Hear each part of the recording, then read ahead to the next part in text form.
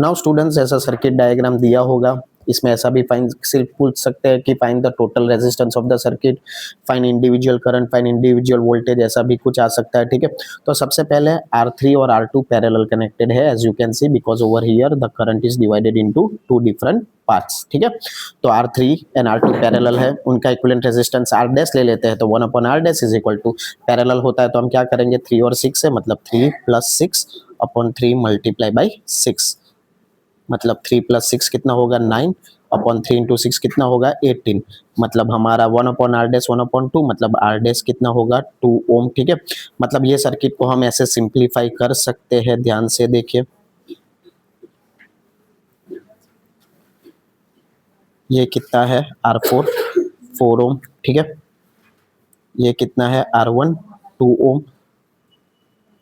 और ये दोनों पैरेलल है, ये दोनों मिला के एक हो गया R डैश, वो कितना हो गया 2 ओम। ठीक है, अब तीनों तीन सीरीज में है, as you can see, yes और नो, तीनों तीन सीरीज में है क्योंकि direction of the current is same. Okay, so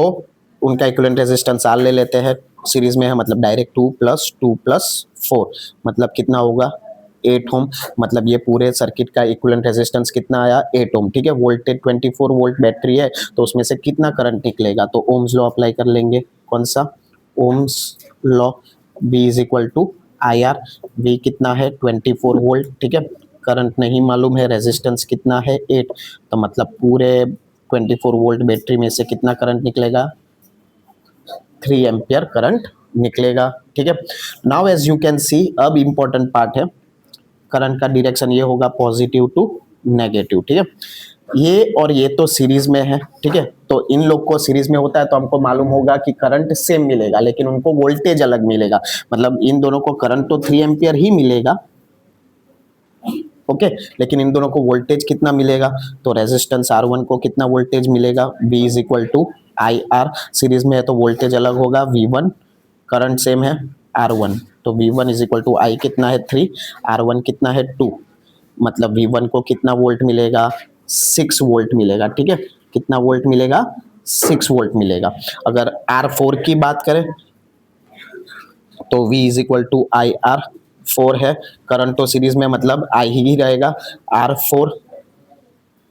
current कितना है 3, R4 कितना है 4। ठीक है, तो 4 3 जा 12 वोल्ट, मतलब इसको कितना वोल्ट मिलेगा 12 वोल्ट मिलेगा। ठीक है, 24 वोल्ट है, तो 24 वोल्ट में से 12 और 16 वोल्ट निकल गया, तो कितना वोल्ट बचा 12 16 18, तो 24 माइनस 18 6 वोल्ट, मतलब 6 वोल्ट ये दोनों को मिलेगा, और दोनों पैरेलल कनेक्टेड है, मतलब दोनों को 6 वोल्ट मिलेगा, क्योंकि पैरेलल कनेक्शन में वोल्टेज सेम होता है, मतलब इसको भी 6 वोल्ट मिलेगा, इसको भी 6 वोल्ट मिलेगा, तो इसको करंट कितना मिलेगा R3 को,